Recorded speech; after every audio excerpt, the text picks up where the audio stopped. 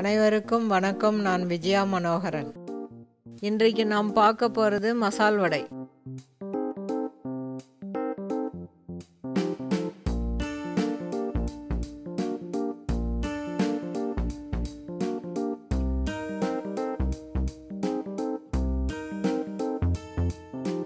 கடலை பருப்பு 150 கிராம், உளுந்து 150 கிராம் 2 மணி நேரத்துக்கு முன்னாடி ஊற வச்சுக்கோங்க. இப்போ மிக்சியில் ஒன்றும் பாதிமாக அரைச்சிக்கோங்க. அரைச்சது இந்த பதத்தில் இருக்கணும். ஒரு பாத்திரத்தில் அரைச்ச பருப்பு போட்டுக்கோங்க. இது கூட கட் பண்ணி வச்ச 4 வெங்காயத்தை சேர்த்துக்கோங்க. பச்சை மிளகா 1, உப்பு தேவையான அளவு சேர்த்துக்கோங்க. எண்ணெய் 1 டீஸ்பூன் சேர்த்துக்கோங்க. கருவேப்பிலை தேவையான அளவு சேர்த்துக்கோங்க. இப்போ நல்லா மிக்ஸ் பண்ண ஆரம்பிங்க.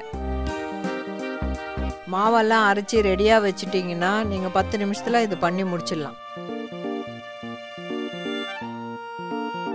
ஒரு கடாயில் 250 ml எண்ணெய் விடுங்க. எண்ணெய் காஞ்ச உடனே வடை போட ஆரம்பிங்க.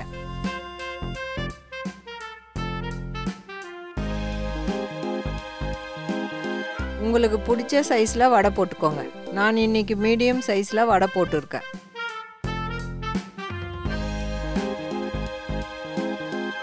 இதை மீடியம் தீயில வச்சு வடையை திருப்பி போடுங்க.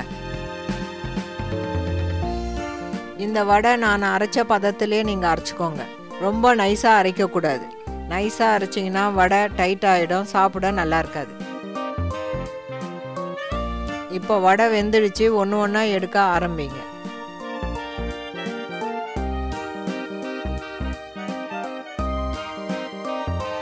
இப்போ சூடான மசால் வடை ரெடி ஆயிடுச்சு. இதை நீங்கள் வீட்டில் ட்ரை பண்ணி பாருங்கள். உங்களுக்கு கண்டிப்பாக பிடிக்கும். இந்த மசால் வடை இட்லிக்கும் கேசரிக்கும் ரொம்ப நல்லா இருக்கும். இந்த மசால் வடை கூட சாம்பார், தேங்காய் சட்னி சேர்த்துக்கிட்டிங்கன்னா ரொம்ப நல்லா இருக்கும். மீண்டும் சந்திப்போம். நன்றி, வணக்கம்.